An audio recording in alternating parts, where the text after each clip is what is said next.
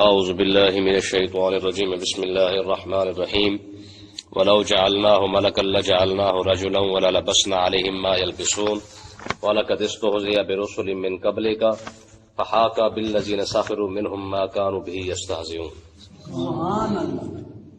کل کے سبق کے اندر ہم نے پڑھا تھا کہ کفار مکہ نے یہ ڈیمانڈ کی تھی، کہنے لگے جی آپ اگر باقی اللہ کے سچے رسول ہیں تو آپ قرآن کو کتاب کی صورت میں لے آئے، ٹھیک ہے جی، اور کتاب کی صورت میں بھی ایسے نہیں بلکہ کاغذ والی ہونی چاہیے کتاب بھی، اور پھر دوسری بات یہ کہ اس کو فرشتوں نے بھی پکڑا ہوا ہو، ٹھیک ہے، 4 فرشتے بھی ساتھ نازل ہو، 7 کاغذ والی کتاب ہو، اس کے اوپر قرآن لکھا ہو، تب جا کے ہم آپ کو اللہ کا رسول مانیں گے۔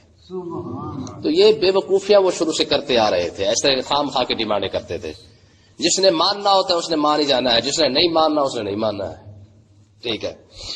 اب دیکھیں انہوں نے ایک اور بے وقوفی کی، کفار مکہ کہنے لگے جی نبی انسان تھوڑی ہوتا ہے، اگر آپ ہماری طرح انسان ہی ہیں تو پھر ہم کیسے مان لیں کہ آپ اللہ کے نبی ہیں؟ ہماری طرح کھاتے ہیں، ہماری طرح پیتے ہیں، آپ ہماری طرح سوتے ہیں، شادیاں کرتے ہیں، آپ کے بچے بھی ہیں، آپ نبی کیسے ہو گئے؟ یہ انہوں نے ایک دوسرا اعتراض اٹھایا کہ اگر آپ نبی ہیں، نبی کیسے ہو سکتے ہیں؟ ابھی ہماری طرح تو سارے آپ کے معاملات ہیں، جو کچھ آپ کے کام ہے وہ ہم جیسے ہم کرتے ہیں ویسے ہی آپ کرتے ہیں، تو ہم آپ کو نبی کیسے مان لیں؟ ٹھیک ہے، تو اب اس کا جواب دیا گیا ہے۔ تو انہوں نے کہا جی اگر کوئی فرشتہ نبی بن کے آتا تو ہم اس کو مان لیتے، تو ہم انسان کو کیسے مان لیں جو ہماری طرح کھا رہا ہے، پی رہا ہے، آ رہا ہے، جا رہا ہے، تو ہم اس کو کیسے مانیں؟ ہاں اگر کوئی فرشتہ نبی بن کے آتا تب ہم اس کو مانتے، ٹھیک ہے۔ اب دیکھیں اللہ تبارک و تعالیٰ نے ان کو کیا جواب دیا ہے، فرمایا وَلَوْ جَعَلْنَاهُ مَلَكًا، فرمایا کہ اگر ہم فرشتے کو نبی بنا دیتے، لَجَعَلْنَاهُ رَجُلًا، ہم اسے بھی مرد ہی بنا کر بھیجتے۔ سبحان اللہ۔ عقل سے پیدلوں پہ تمہیں سمجھانے کے لیے انسان ہی چاہیے، تم انسان ہو تو تمہیں سمجھانے کے لیے تو انسان ہی آئے گا نا، ٹھیک ہے جی۔ اب فرشتے کو اگر نبی بنا کے بھیجا جاتا، فرشتہ کھانے سے پاک، پینے سے پاک، تھکنے سے پاک، سونے سے پاک، شادی سے پاک، بچوں سے پاک، پریشانی سے پاک، فرشتے تو ہر چیز سے پاک ہے، معصوم جو ہے، ان کو تو اللہ تبارک و تعالیٰ نے تمام ضروریات سے پاک پیدا فرمایا ہے، ٹھیک ہے، ان کو تو ضرورت ہی کسی چیز کی نہیں ہے۔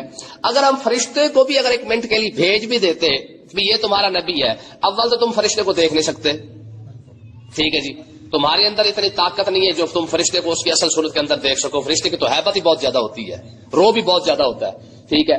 پہلی بات یہ کہ وہ نورانی ہے فرشتہ، اسے تم دیکھ نہیں سکتے، لیکن ایک منٹ کے لیے اگر فرشتے کو نبی بنا کر بھیج بھی دیا جاتا تو فرشتہ تو کھانے سے پاک تھا، اب تمہیں کھانے کا طریقہ کون بتاتا؟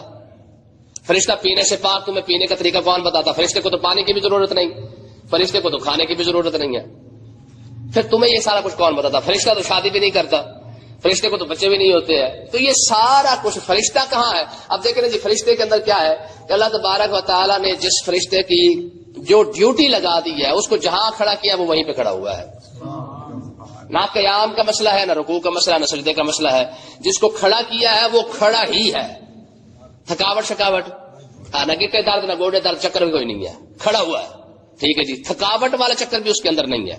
اب تمہیں یہ کون بتاتا کہ رات کے 3 حصے بھی کرنے ہیں، سو بھی لیا کرو، کھا بھی لیا کرو، گھر والوں کے ساتھ بھی گزار لیا کرو، یہ تو تمہیں انسان ہی بتا سکتا تھا، اور اس کی ضرورت کیا تھی؟ تمہیں سمجھانے کے لیے انسان کو نبی بنانا ضروری تھا، انسانوں میں آ کے انسانوں کی طرح وہ زندگی گزارے گا تب جا کے تمہیں پتہ چلے گا نا۔ تو اس لیے ہم نے جتنے نبیوں کو بھیجا ہے وہ انسان ہی بنا کے بھیجا ہے تاکہ تمہیں کھانے کا، پینے کا، آنے کا، جانے کا، سونے کا، اٹھنے کا طریقہ بتا سکے، خوشی اور غمی کا طریقہ بتا سکے۔ اب دیکھیں ہمیں کیا پتا کہ خوشی کیسے کرنی ہے شریعت کے لحاظ سے، وہ تو آقا علیہ السلام نے نکاح کر کے دکھایا کہ بھی اس طریقے سے کرنی ہے، ہمیں کیا پتا غمی کیسے کرنی ہے، وہ تو آقا علیہ السلام کے اوپر جب حزن و ملال آیا تو اللہ تبارک و تعالیٰ کی بارگاہ میں حضور نے جو رجوع کیے ہیں ہمیں تو اس طریقے سے پتا چلا بھی غم آ جائے تو پھر یہ کرنا چاہیے، کھانا سامنے آ جائے تو ایسے کھانا چاہیے، پینا ہو پانی پینا پڑنے تو یہ اس طریقے سے کر لیں۔ یہ سارے معاملات انسان ہی انسانوں کو سکھا سکتا ہے، دوسری مخلوق نہیں سکھا سکتی ہے۔ پھر دوسرا اللہ تبارک و تعالیٰ نے جواب دیا، فرمایا لَجَعَلْنَاهُ رَجُلًا، اگر ایک منٹ کے لیے تمہاری یہ ڈیمانڈ پوری کر بھی دی جاتی کہ ہم فرشتے کو نبی بنا کے بھیج دے، تو فرمایا اگر فرشتہ نبی بن کے آتا تب بھی ہم اس فرشتے کو جو نبی بن کے آنے والا تھا اس کو بھی ہم نے انسان ہی بنا کے بھیجنا تھا، ٹھیک ہے جی. فرشتہ بھی پھر فرشتہ نہ بن کے آتا، اس کو بھی ہم کیا کرتے؟ انسان ہی بنا کے بھیجتے. یہ تو ہم نے انسانوں میں سے رسول بنا دیے ہے نا، کہ چلو بھی جس طریقے سے انسانیت چلی ہے، جیسے جیسے آئے اللہ تعالیٰ نے اپنے کرم سے کچھ بندے کو چن کر ان کو نبوت عطا فرما دی ہے. تو لیکن اگر ہم فرشتہ بھی بھیجتے تو اگر اس کو نبی بناتے فرشتے کو تو کیا کرتے؟ اس کو بھی ہم انسان ہی بنا کے بھیجتے. وَلَا لَبَسْنَا عَلَيْهِمْ مَا يَلْبِسُونَ، جیسے تم پہلے شک کر رہے تھے بعد میں پھر بھی تم شک ہی کرتے رہتے. پھر تم فرشتوں پر اعتراض اٹھا دیتے کہ اگر فرشتہ نبی بن کے آیا تو کھا کیوں رہا ہے؟ پھر بھی یہی اعتراض تھا. اگر فرشتہ نبی بن کے آ گیا تو پھر پی کیوں رہا ہے، پھر شادی کیوں کر رہا ہے؟ جو اعتراض تم پہلے نبی پر کر رہے ہو وہی اعتراض تم پھر فرشتوں پر کرنا شروع کر دیتے. ٹھیک ہے. پھر آگے دیکھیں جی، میں والا کہتے استہزئ برسل من قبل کا. آقا علیہ الصلوۃ والسلام جب کوئی بات کفار مکہ کو بتاتے یہ ایسے ہوگا یہ ایسے ہوا ہے یا ایسے ہونے والا ہے، کوئی بھی بات جو اسلام کے متعلق تھی، جب حضور بتاتے نا تو کفار مکہ جگت بازی کرتے، ہنستے، مذاق اڑاتے. ٹھیک ہے نا. جب حضور علیہ الصلوۃ والسلام کی بات کا، یار کوئی سوچ سکتا ہے نبی آخر الزمان کی بات کا مذاق اڑا رہے ہو لوگ. ٹھیک ہے. یہ اتنا آسان نہیں ہے، حقیقت ہے. ایک صحابی رسول کے سامنے ایک شخص نے کہہ دیا کہ کاش ہم بھی حضور کے زمانے میں ہوتے. اسے آپ جلال میں آ گئے. آپ نے فرمایا خدا کا شکر کر کے تو نہیں تھا. کیا کہا خدا کا شکر کر کہ تو حضور کے زمانے میں نہیں تھا. کم سے کم اب تجھے کلمہ تو پڑھنا نصیب ہو گیا. پتہ تو حضور کے زمانے میں ہوتا، اگر تو حضور کے مقابلے میں آ جاتا پھر کیا کر لیتا؟ ہو سکتا تو حضور کے دشمنوں کے سامنے کھڑا ہوتا پھر. ہاں، یہ خدا کا شکر کر کے اللہ تبارک و تعالیٰ نے تجھے کم سے کم ایمان کی دولت عطا فرما دی ہے. ہم سے پوچھ کہ ہم نے کس حالات کے اندر کلمہ پڑھا ہے. یہ صحابی رسول نے کہا ہم سے پوچھ کہ ہم نے کن حالات کے اندر کلمہ پڑھا ہے، ہم نے کن حالات کے اندر حضور کا ساتھ دیا ہے. سمجھ آئی نا جی؟ تو اب دیکھیں جب حضور علیہ الصلوۃ والسلام کی باتوں کا مذاق اڑایا جاتا، سرکار کے فرمان کا مذاق اڑاتے لوگ، یار لوگ قرآن سن کر مذاق اڑاتے. ٹھیک ہے نا. تو اللہ تبارک و تعالیٰ نے اپنے محبوب کو تسلی دی. فرمایا والا قد استہزئ برسل من قبل کا. اے محبوب اپنے دل پر نہ لگائے جیسے لوگ آپ کی بات سن کر مذاق اڑا رہے ہیں. آپ سے پہلے جتنے رسول گزرے ہیں، نبی گزرے ہیں، سب کی باتیں سن کر لوگ ایسے مذاق اڑاتے آئے ہیں. تو اس کا مطلب کیا ہے کہ یہ مذاق اڑانے والا سلسلہ کوئی نیا نہیں ہے. ٹھیک ہے. جب نبی سامنے کھڑا ہو اور قوم نبی کی بات کا مذاق اڑا رہی ہو، آج کے عالم کو کون پوچھتا ہے؟ پوچھتا کوئی؟ ٹھیک ہے. یار نبی آخر الزمان، نبی اعظم سب سے سارے سامنے کھڑے ہو اور حضور کوئی بات ارشاد فرما رہے ہو، اس وقت لوگ نبی کے سامنے کھڑے ہو کر مذاق کر دیں، جگت بازی کر دیں. چھڈو جی خیر ہے ایویں تسی کر دیو.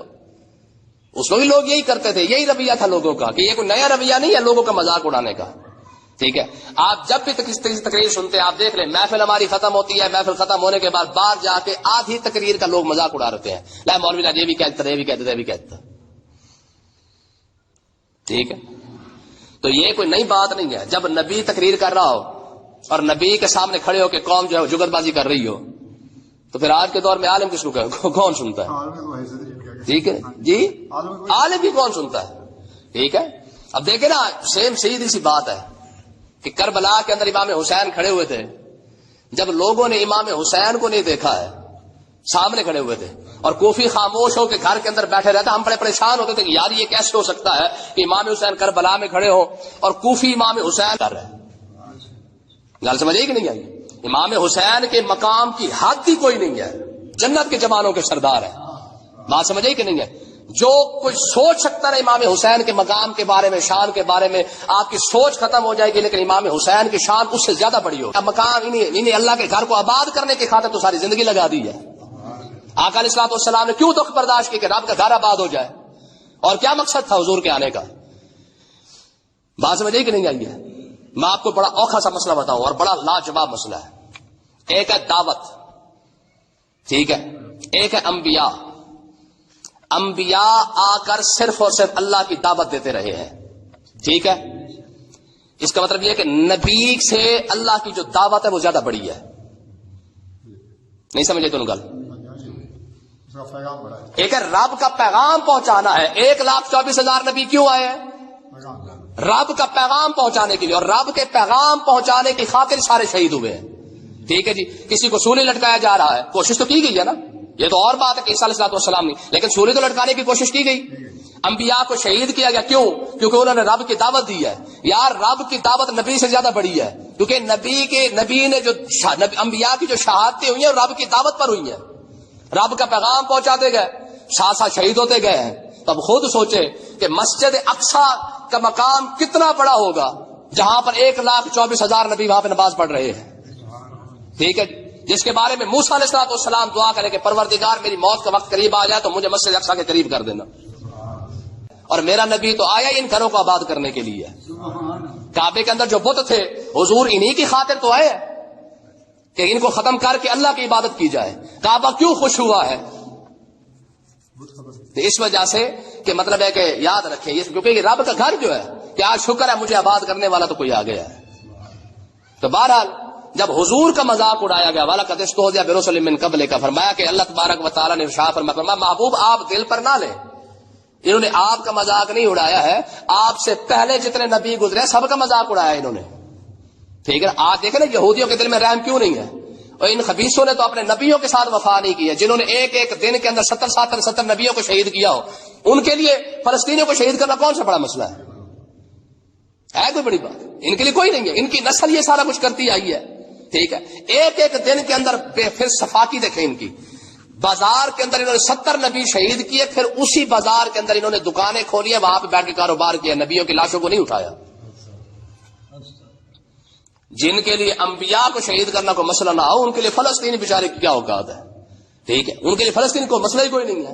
جنہوں نے اپنے انبیاء کو شہید کیا ان کے لیے فلسطینیوں کو شہید کرنا کون سا بڑا مسئلہ ہوگا، ٹھیک ہے۔ تو اللہ تبارک و تعالیٰ نے ارشاد فرمایا فَحَاقَ بِالَّذِينَ سَخِرُوا مِنْهُمْ مَا كَانُوا بِهِ يَسْتَهْزِئُونَ، فرمایا محبوب یہ جو ہنس رہے ہیں نا ان کی ہنسی انہی کو لے بیٹھے گی، کیسے؟ فرمایا ظاہر ہے جو نبی کی بات کا مذاق اڑا دے، ٹھیک ہے، اس کا انجام کیا ہوگا، ٹھیک ہے، اس کا انجام کیا ہونا ہے؟ فرمایا اس کا انجام یہ ہے، فرمایا آپ فرما دے، فرمایا کل اے محبوب آپ یہ فرما دے سیرو فی الارض، فرمایا ذرا زمین میں چل پھر کے دیکھو تو صحیح ہے، تمہیں لگ پتہ جائے گا کہ نبی کی بات کا مذاق اڑانے کا مطلب کیا ہوتا ہے۔ اچھا کل نبی کی بات نبی کے منہ سے نکل رہے تھے، لوگ مذاق اڑا رہے تھے، آج چاہے عالم کے منہ سے نکل رہی ہے بات تو پھر بھی نبی کی ہے نا، آج بھی تو مذاق نبی کی بات کا اڑایا جا رہا ہے نا، صرف بھائی منہ بدلا ہے نا، فرمان تو وہی ہے، ایک طرف سے رب کا قرآن سنایا جائے اور بندہ مذاق کر اٹھے، کہتے جی مولوی نے کہا ہے، اور مولوی کے باپ کا دین ہے بھائی، یہ تو رب کا فرمان تھا جس کا تو مذاق اڑا رہا ہے، یہ تو قیامت کے دن رب پوچھے گا نا، بتا نا کہ جب تیرے سامنے میرا فرمان پڑا گیا تو اس کا تو نہیں تھا، ٹھیک ہے، جب تیرے سامنے میرا قرآن پڑا گیا تو انہیں مذاق کیوں اڑایا؟ پھر کیا کہے گا جی وہ تو میں مولوی کی بات کر رہا تھا، جی وہ تو میں مولوی کے ساتھ لگا تھا، ٹھیک ہے، تو آگے سے جواب نہیں ملے گا کہ تو مولوی کے نہیں تھا، وہ مولوی نے تو قرآن پڑھا تھا، مذاق تو نے قرآن کی بات کا اڑایا تھا، مولوی کا تو اڑایا نہیں تھا۔ یہ قوم اپنے دین کا مذاق اڑانے والی دعا مانگتی، یا اللہ اسرائیل کو برباد کر، اپنے دین کا مذاق اڑا کر یہ لوگ دعائیں مانگتے ہیں، حقیقت ہے خدا کی قسم ہے ایسے نہیں دعائیں قبول ہوتی ہیں، میں آپ کو سچی بتا رہا ہوں، ٹھیک ہے، یہ دیکھنا ایسے بندوں کے رب کو ضرورت ہے، میں نے کل بھی کہا تھا آج بھی کہتا ہوں، حقیقت ہے۔ دیکھیں نا ابو جہل نے جو کلمہ پڑھ کے جو کچھ نہیں کیا ہے تو اللہ تبارک و تعالیٰ نے جناب بلال جیسے بندے کلمہ پڑھا کے کعبے کی چھت پہ نہیں کھڑا کر دیا، ٹھیک ہے نا جی، ہاں ان اللہ لا ينظر الى صورکم ولکن ينظر الى قلوبکم واعمالکم، فرمایا رب تمہارے شکلیں نہیں دیکھتا ہے، رب تو دل ہی دیکھتا ہے۔ ابو جہل جیسے بندے کا دل ہو نا پلید، ٹھیک ہے، اسلام اس کی طرف تھوکتا بھی نہیں ہے، ٹھیک ہے جی، پھر جیسا بھی ہو نا جناب بلال جیسا بندہ ہو جائے، عمار بن یاسر جیسا بندہ ہو جائے، صہیب رومی جیسا بندہ، غریب بندے ہو نا رب ان کو بھی اٹھا کے کھڑا کر دیتا ہے، ٹھیک ہے۔ تو اللہ تبارک و تعالیٰ نے ارشاد فرمایا کہ یہ جو تم مذاق اڑا رہے ہو نا اے محبوب ذرا آپ ان کو فرما دے سیرو فی الارض، میں ذرا زمین میں چل پھر کے دیکھ لو، فانظروا پھر غور کرنا ذرا کیف کان عاقبۃ المکذبین، نبیوں کا مذاق اڑانے والوں کے ساتھ رب نے کیا کیا ہے۔ نہ یقین آئے تو فرعون کی لاش کو دیکھ لینا، نہ یقین آئے تو کھنڈر دیکھ لینا، نہ یقین آئے تو پھر عذاب والی جگہوں پہ جا کے دیکھ لو کہ رب نے ان کے ساتھ کیا کیا ہے، ٹھیک ہے۔ جنہوں نے نبی کے دین کا مذاق اڑایا ہو اور پھر وہ امید رکھے اللہ تبارک و تعالیٰ فرشتہ نازل کر دے گا، بھائی اپنے آپ کو پہلے بدلیں پھر جا کے رب سے دعا مانگے۔ حقیقت میں آپ کو کہہ رہا ہوں گناہ اور چیز ہے، ہماری قوم گناہ نہیں کر رہی، ہماری قوم غداری پہ آ چکی ہے، بڑے بڑے گناہ گار بخشے جائیں گے، اس میں مسئلہ ہی کوئی نہیں ہے، ہمارے بزرگوں نے لکھا ہے، ٹھیک ہے جی، بلکہ بزرگوں نے کیا لکھنا ہے، جو تو رب کی رحمت بھی ہے، آقا علیہ الصلوۃ والسلام کی شفاعت بھی ہے، لیکن شفاعت گناہ گار کے لیے، دین کا مذاق اڑانے والے کے لیے نہیں، غدار کے لیے نہیں ہے، کھڑا ہو کے دین پر جگت بازی کر رہا ہو، قرآن سن کر جگت بازی کر رہا ہو اور پھر امید رکھے یا اللہ تو بخشنے والا ہے. ٹھیک ہے، عذاب ایسے نازل ہوتے ہیں. آپ دیکھ لیں 2 ارب مسلمانوں پر 80 لاکھ بندہ بھاری ہو گیا ہے. نہیں، 2 ارب مسلمان ہیں. ٹھیک ہے، چلو 2 نہ صحیح، کم سے کم 1.5 ارب تو پھر بھی کہیں نہیں گیا. مرا کے بھی 1.5 ارب تو ہے نا. ٹھیک ہے، شیعہ بھی اپنے آپ کو کلمہ پڑھنے والا، بریلوی بھی کلمہ پڑھنے والا، اہل حدیث بھی کلمہ پڑھنے والا، دیوبندی بھی کلمہ پڑھنے والا، سارے کلمہ پڑھنے والے. ٹھیک ہے جی، کہاں مر گئے؟ آج کہاں گئے وہ؟ آج فلسطین، خدا کی قسم ہے، وہ انہوں نے یہ تو دیواروں پہ لکھا ہوا ہے ان کی. آپ فلسطین کی دیواروں پہ اگر ویڈیو دیکھیں نا، انہوں نے لکھا ہوا ہے، انہوں نے کہا ہمیں تمہاری مذمت اور تمہاری حمایت کی ضرورت نہیں ہے، ہمیں تو تمہاری کاروائی کی ضرورت تھی. ٹھیک ہے، لیکن کھڑے کہاں پہ ہیں؟ آج دعا مانگ، حقیقت ہے، جب دیکھیں نا آپ کسی کے لیے دعا کریں اور اگلا بندہ منہ پہ ہی دے مارے کہ چل جا مجھے تمہاری دعا کی ضرورت نہیں ہے، بندے کے پلے رہا کیا؟ فلسطینیوں نے واضح لفظوں کے اندر کہا ہے کہ ہمیں تمہارے دعاؤں کی ضرورت نہیں ہے، اور واقعی نہیں ہے. جو مسجد اقصی میں نماز پڑھتے ہیں ان کو دعا کی ضرورت ہے. لیکن خدا کی قسم ہے اس وقت سب سے زیادہ اگر واقعی مرد ہے نا تو وہی ہے. باقی تو خسرا پارٹی بیٹھے 1.5 ارب خسرے نہیں بن چکے. 80 لاکھ بندہ ان پر بھاری ہو چکا ہے. کیوں ہوا ہے؟ کیونکہ وجہ یہ ہے کہ ہمارے اندر غیرت نہیں رہی ہے، ہمارے اندر ایمان نہیں رہا ہے. آج دیکھیں اگلی آیت کے اندر یہ سارا کچھ آئے گا، کل ہم پڑھیں گے. ٹھیک ہے، کہ جب ایمان پلے نہ ہونا پھر انسان کے اندر غیرت بھی نہیں رہتی ہے، کیونکہ ایمان، غیرت کا تعلق ایمان کے ساتھ ہے. جتنا ایمان مضبوط ہوتا جائے گا اتنی زیادہ غیرت آتی جائے گی. جب ایمان نہیں رہے گا تو یاد رکھے کہ غیرت بھی نہیں رہے گی، جو مرضی بندہ کر لے. یہ صحابہ کرام کی سب سے بڑی بات یہی رہی ہے کہ وہ سب سے زیادہ ایمان والے تھے اور سب سے زیادہ غیرت والے تھے. یہ اللہ تعالیٰ نے ان کی شان بیان کی ہے. فرمایا محمد الرسول اللہ والذین معہ اشداء علی الکفار رحماء بینہم. اشداء علی الکفار کی تو اللہ تعالیٰ نے تعریف کی ہے. فرمایا میرے مصطفیٰ، ہم نے جو آپ کو غلام دیے نا، یہ جو آپ کے صحابہ ہیں اشداء علی الکفار، جب کافر کو دیکھتے ہیں تو سب سے زیادہ غیرت میں آ جاتے ہیں. ٹھیک ہے جی. خالد بن ولید کے سامنے ایک شخص نے اتنا کہا تھا، اس نے کہا تھا جی تمہارے صاحب کا کیا حال ہے؟ آپ نے تلوار لی اور گردن اڑا کے رکھ دی. صدیق اکبر کے پاس معاملہ پہنچا کہ جی خالد بن ولید نے کلمہ پڑھنے والا مار دیا ہے. ٹھیک ہے جی، تمہارے صاحب کا لفظ اس نے استعمال، تمہارے صاحب فوت ہو چکے ہیں. اتنی بات کی آقا علیہ السلام کے وصال کے بعد، جب یہ بات ہے تمہارے صاحب تو فوت ہو چکے ہیں. صدیق اکبر کے بعد بات پہنچی جی خالد بن ولید نے بندہ مار دیا ہے. خالد بن ولید کو بلایا گیا، فرمایا تم نے مسلمان مار دیا. کہا جی سرکار سوال ہی پیدا نہیں ہوتا، مسلمان اور خالد کی تلوار چل جائے سوال ہی پیدا نہیں ہوتا. کہا وہ جو بندہ مارا ہے، کہا جی اس نے کہا تھا تمہارا صاحب. اگر کلمہ پڑھنے والا ہوتا تو کبھی یہ لفظ کہتا، تمہارا صاحب کہنے کے بجائے ہمارے آقا اور مولانا کہہ دیتا. چل سمجھیے، اس نے تو آقا علیہ الصلوۃ والسلام کی نسبت ہمارے ساتھ کی، اپنے ساتھ تو کی نہیں ہے. اس نے تو یہ کہا ہے کہ مطلب ہے کہ تمہارا صاحب ہے، میرا تو کچھ ہے ہی لگتا ہی نہیں ہے. تو میں اسی وجہ سے میں نے اس کی گردن اڑائی ہے کہ جب میرے نبی کا تیرے ساتھ رشتہ ہی کوئی نہیں پھر تجھے جینے کا حق بھی نہیں ہے جی. اتنی غیرت والے لوگ، اتنی بات پہ غیرت میں آ جائے. اور آج سارا کچھ ہونے کے باوجود آج پوری امت مسلمہ بغیرت بن کے بیٹھی ہے. وجہ کیا ہے؟ کیونکہ ایمان نہیں رہا ہے. جب ایمان نہیں ہوگا غیرت نہیں ہوگی. جتنا زیادہ ایمان کا لیول بڑھتا جائے گا اتنی زیادہ غیرت کا لیول بڑھتا جائے گا. اللہ تعالیٰ سمجھنے کی توفیق عطا فرمائے.